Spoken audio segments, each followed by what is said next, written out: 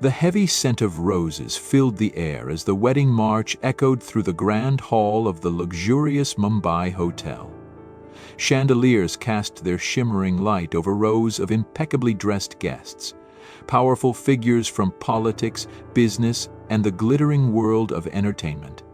Yet, amidst the celebration, there was an odd unease in the air, a whisper that something wasn't quite right.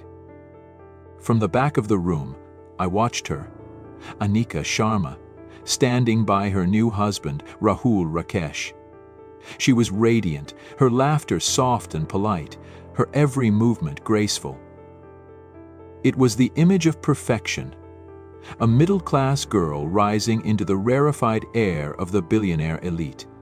But as her eyes swept the room, there was something behind the glint of her wedding jewelry, a flicker of unease that most would have missed. That was the first time I saw her. It wouldn't be the last. Months later, her name would haunt me. Her face, plastered across media outlets, would become a tragic symbol of lost innocence. For now, though, it was just another glamorous wedding. My attention shifted as a loud laugh drew my gaze to her new father-in-law, Rakesh Verma. His handshake was firm, his smile polished, but his eyes, cold, calculating. He was the kind of man you instinctively avoided, a man whose power made him untouchable. At his side stood Madhavi, his wife, her silence as unsettling as her husband's dominating presence. I left the wedding that night, not knowing how central this family would become to one of the darkest cases of my career. The call came on a muggy June morning. Anika Sharma, now Mrs. Verma, was missing. I had read about her a few times since her marriage. Articles painted her life as a fairy tale. Dinners at five-star restaurants, parties in private yachts, designer dresses that turned heads. To the world, she was living a dream. To her family, her sudden disappearance made no sense. Her parents, humble people from a small town in Pune, were frantic when I met them. "She always calls us," her mother said, her voice trembling, "every day, even if it's just to say hello." But the calls had stopped 3 days ago, and no one, not Rahul, not the Verma family, seemed concerned. The mother's hands trembled as she handed me a recent photograph. Anika smiled in the picture, but the smile didn't reach her eyes. I arrived at the Verma mansion later that day. The place was an architectural marvel, all glass and steel overlooking the Arabian Sea. Inside, the silence was deafening, oppressive. Rahul greeted me at the door, his casual indifference barely masking his irritation. "She's at her parents' house," he said with a shrug, his tone making it clear he considered this a waste of time. Yet, as I stood in the grand foyer, a strange unease crept over me. The servants avoided eye contact, their movements hurried and deliberate. Rahul's answers were short, rehearsed. His father, Rakesh, entered mid-conversation, his commanding presence immediately taking over. "There's no issue here," he said, his voice a blend of authority and warning. "My daughter-in-law often visits her family. You're chasing shadows, Inspector." But I wasn't convinced. The pieces didn't fit. A young woman doesn't just vanish without a trace. 3 days later, the case took a grim turn. Anika's body was found in the Ganges River. Or rather, what was left of it. The discovery was brutal. Her dismembered remains were stuffed into plastic bags, some parts still drifting in the holy waters when locals stumbled upon them. News spread quickly, sending shockwaves through the community. I stood by the riverbank as officers worked the scene. The air was thick with the metallic scent of blood and the low hum of murmurs from the gathered crowd. As I examined the bags, anger burned beneath my professional demeanor. Whoever had done this wasn't just a murderer. They were a monster. By the time we informed Anika's parents, the media had already picked up the story. A promising young woman, a medical student with dreams of becoming a doctor, reduced to a headline. Her mother collapsed in grief. Her father stared blankly ahead, his fists clenched so tightly his knuckles turned white. And Rahul? When I confronted him with the news, his reaction was chillingly hollow. "That's impossible," he said, his tone devoid of emotion. "You must be mistaken." As I delved deeper, the cracks in the Verma family's polished facade began to show. Behind their wealth and influence lay a web of secrets darker than I could have imagined. My instincts told me this was no random act of violence. This was personal. And the answers lay somewhere within the walls of the Verma mansion. The clock was ticking. Justice for Annika wouldn't come easily, not with the kind of power the Verma family wielded, but I had faced worse odds before. This time, though, the stakes felt different. This wasn't just about solving a case. This was about giving a voice to a girl who had been silenced far too soon. The Verma mansion loomed over Mumbai's skyline, its opulence a stark contrast to the shadows that began to creep into Annika's life.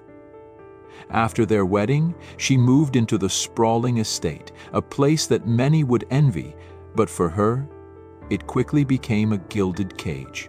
At first, the changes were subtle. Rahul, the charming man who had swept her off her feet, started showing signs of control. He insisted she inform him of her whereabouts, her activities, even the people she spoke to. Annika, ever the optimist, told herself it was love, a husband's natural concern for his wife.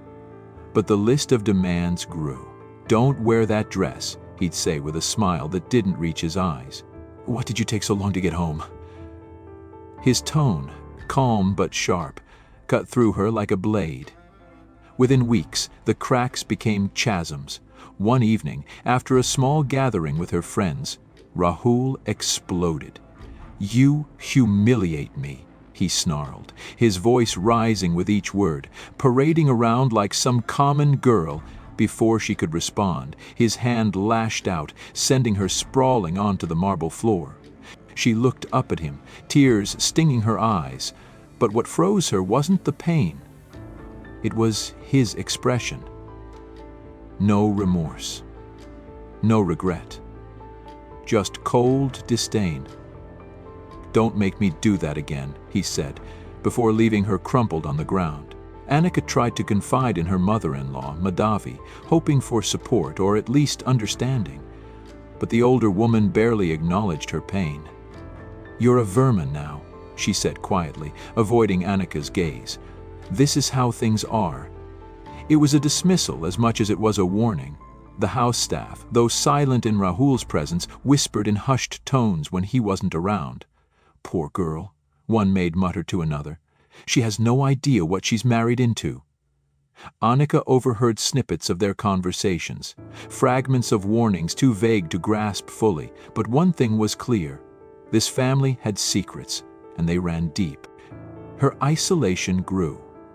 Rahul's once lavish gifts became tools of manipulation. "I bought you this," he'd say, presenting her with a diamond necklace. "You should be grateful." Gratitude, she realized, meant compliance. The love she had once felt for him was replaced by fear, each day bringing new humiliations and new wounds, some visible, some not. Then came the night that changed everything. Rahul was out, attending one of his endless parties. Annika stayed in her room, the silence of the mansion pressing down on her. She barely noticed the sound of footsteps until it was too late. The door creaked open, and there he was, Rashesh Verma, her father-in-law. His presence filled the room like a storm cloud. "What do you want?" she asked, her voice trembling. He didn't answer. Instead, he stepped closer, his eyes scanning her with a predatory glint. "You're part of this family now," he said, his voice low and menacing. "You'll do as I say." When she tried to move past him, his hand shot out, gripping her arm with bruising force. "No one will believe you," he whispered, his breath hot against her ear. "Not against me." The following hours blurred in her mind, a mix of fear, pain, and shame. When he finally left, she sat in the darkness, her tears falling silently. She thought about running, But where would she go? Rahul would find her. Rakesh would crush her. The vermin name carried more weight than any accusation she could muster. Days turned into weeks, and the abuse escalated. Rakesh would visit her room late at night, his demands growing more grotesque with each encounter. She learned to listen for his footsteps, her heart pounding every time the floorboards creaked. During the day, she endured Rahul's anger, his accusations, his fists. At night, she braced for Rakesh's cruelty. Her only solace was her diary. Hidden beneath a loose floorboard, it became her confessional, a place where she could pour out the horror of her existence. She wrote about the bruises she hid under long sleeves, the insults that chipped away at her spirit, the nights spent trembling in fear. "I am a prisoner," she scribbled one night, "not of this house, but of their power. There is no escape." The house staff noticed her deteriorating state, but their loyalty to the Verma family, or perhaps their fear, kept them silent. Still, one maid dared to slip her a small piece of advice. "If you want to survive, madam," she said in a hurried whisper, "don't anger them." Anika wanted to scream. How could she not anger them? Every breath she took seemed to provoke their wrath. Her once bright eyes dulled, her laughter a distant memory. She stopped answering calls from her parents, unable to explain the nightmare she was living. By the time June arrived, Annika was a shadow of the woman she had once been. The mansion, with its sprawling gardens and glittering chandeliers, felt more like a tomb. Every corner held a memory of pain, every corridor a reminder of her helplessness. She began to wonder if death would be a release. The Verma mansion was eerily quiet that morning, a silence that seemed almost deliberate. It was June 16th, and Annika was gone. The staff noticed first. The absence of her soft footsteps, the lack of her voice quietly instructing them on mundane tasks. They whispered among themselves, exchanging worried glances but saying nothing aloud. In a household ruled by fear, silence was their only safeguard. Rahul barely reacted when a maid mentioned it. "She's with her parents," he said dismissively, not even bothering to look up from his phone. But the staff knew better. Anika never left without notifying someone, and she hadn't called her parents in weeks. Still, no one dared question him further. The house carried on as usual, a veneer of normalcy over the growing unease.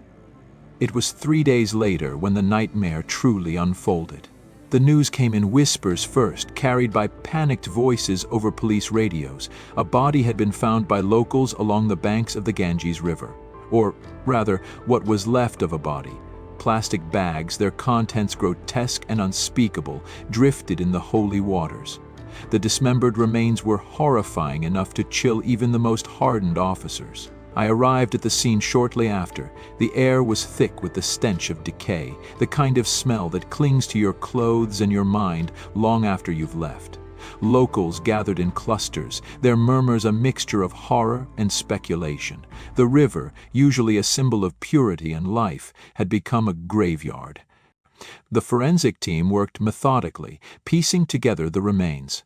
The victim's identity was confirmed by the bracelet still clinging to one mutilated wrist.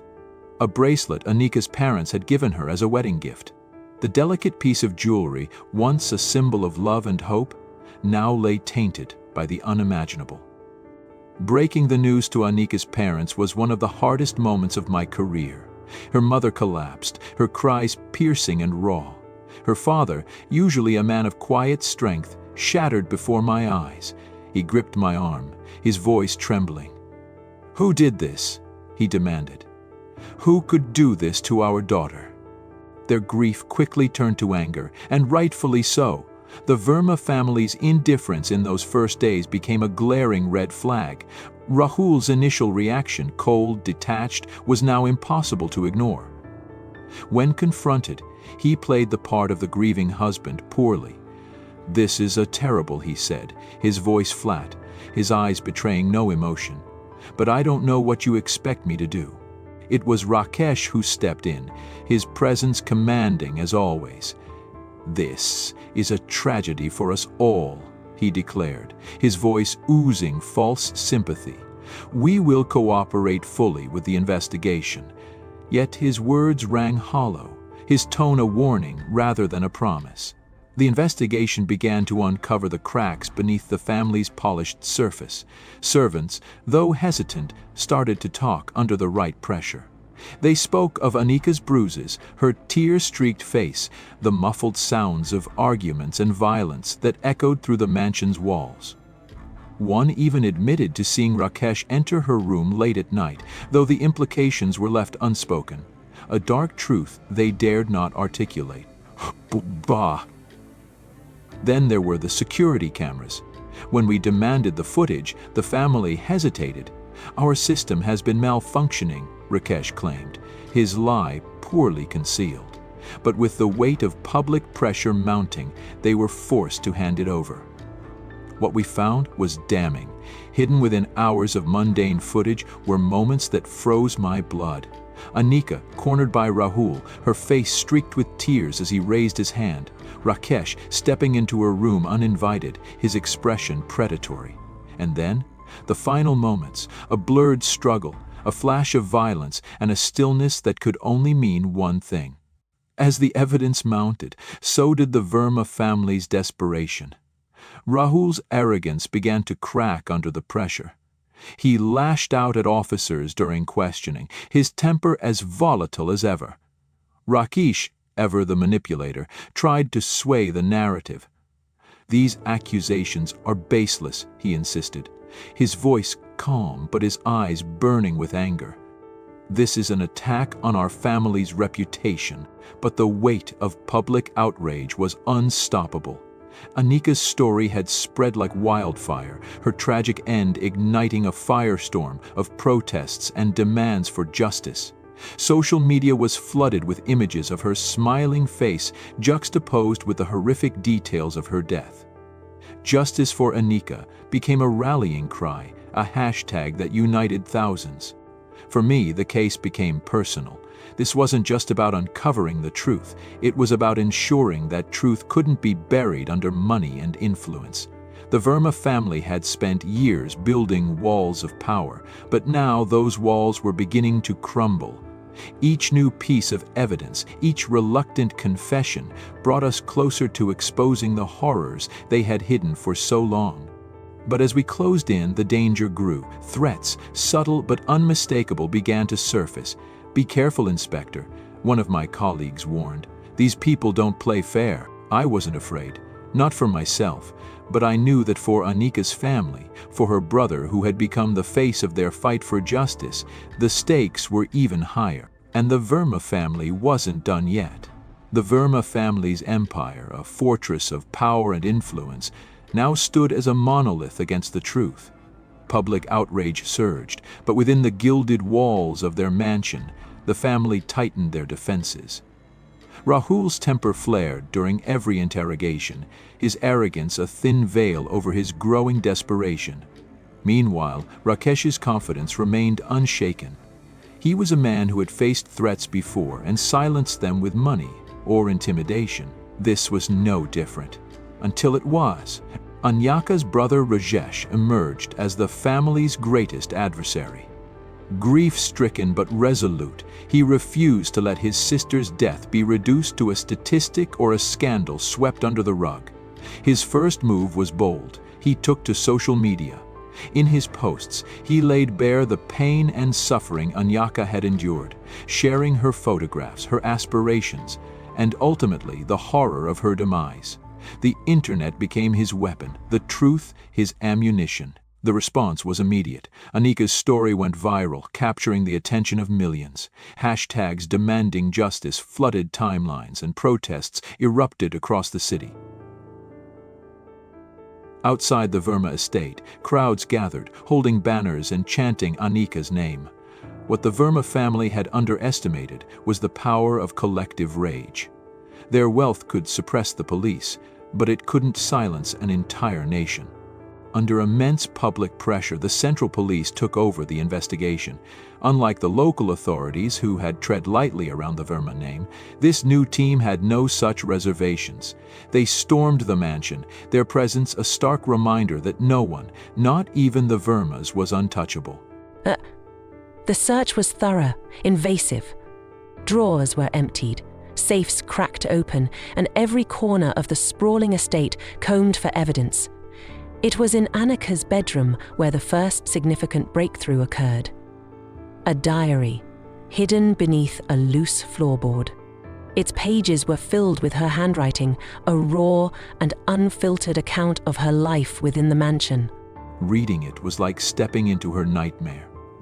Every word carried her fear, her pain, her despair. She detailed Rahul's violent outbursts, his controlling nature, and the physical abuse that left her bruised and broken. But it was her accounts of Rakesh that truly turned the stomach. His late-night visits, his whispered threats, his predatory advances. It was all there, laid bare in her words. "He owns my body, my life," she wrote. "There is no escape." The diary was damning, but it wasn't the only evidence. The security footage recovered from the Verma mansion revealed even more. The grainy videos, initially dismissed as inconsequential, captured chilling moments. Annika flinching under Rahul's raised hand, her terrified glances at Rakesh, and finally, the night she disappeared. The camera in the hallway outside her room showed Rakesh entering, his movements deliberate. Hours later, it captured him leaving, his face a mask of calm as he carried a large, heavy bag. When confronted with the footage, Rakesh's facade began to crack. He denied everything, of course, but the weight of the evidence was undeniable.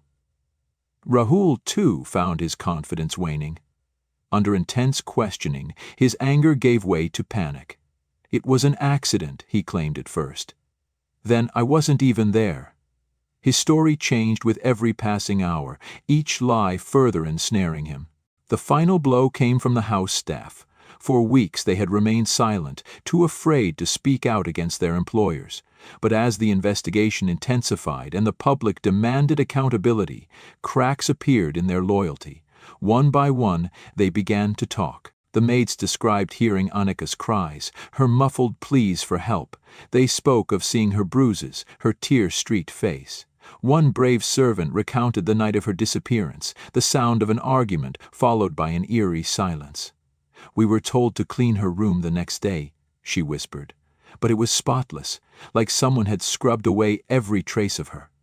The evidence was overwhelming, but the Verma family didn't go down without a fight. Threats began to pour in, subtle at first, anonymous phone calls, veiled warnings to Rajesh. Then they escalated. One night, as Rajesh was driving home from a meeting with his lawyers, a car rammed into him from behind. He swerved, narrowly avoiding a crash, but the message was clear: back off or face the consequences. The incident only strengthened Rahesh's resolve.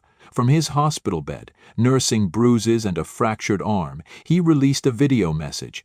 "They can threaten me, they can hurt me," he said, his voice steady, "but I will not stop.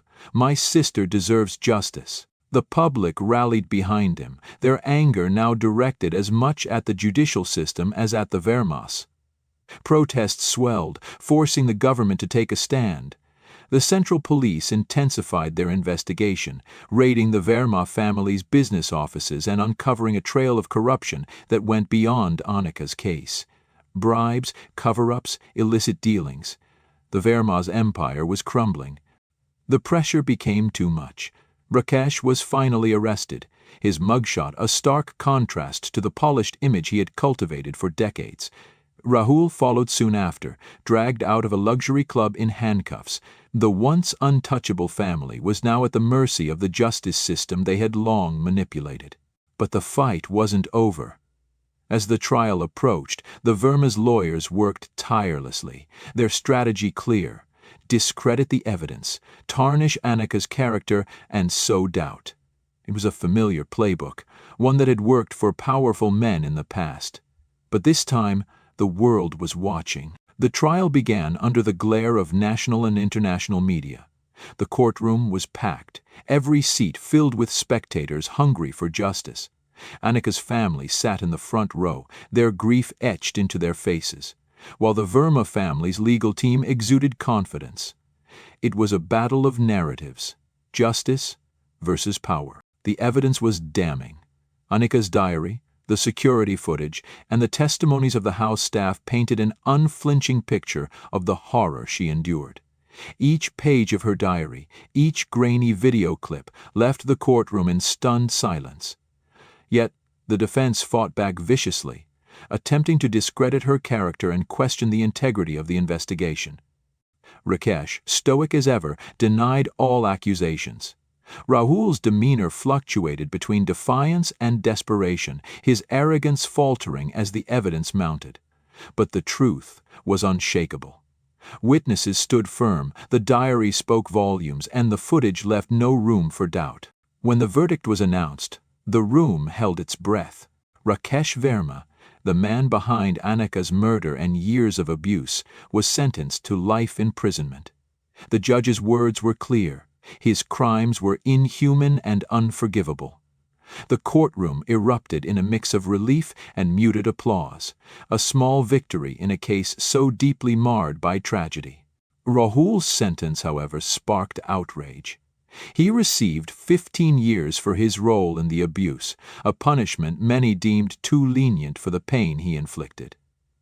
Outside the courthouse, protesters gathered, their chants demanding harsher penalties for the privileged who believe they can buy justice.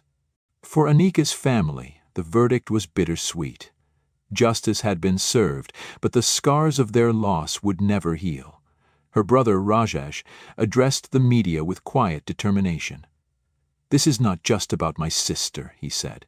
"It's about every woman who has suffered in silence. We cannot let this happen again." Annika's story became a symbol of resilience and a call to action. Across the nation, her name sparked discussions about domestic violence, the abuse of power, and the urgent need for systemic change. Her voice, silenced in life, roared in death. The Verma empire crumbled under the weight of public disdain. But for Annika's family, the fight was never about bringing down the powerful. It was about ensuring that the world knew her story and that justice, no matter how delayed, was possible.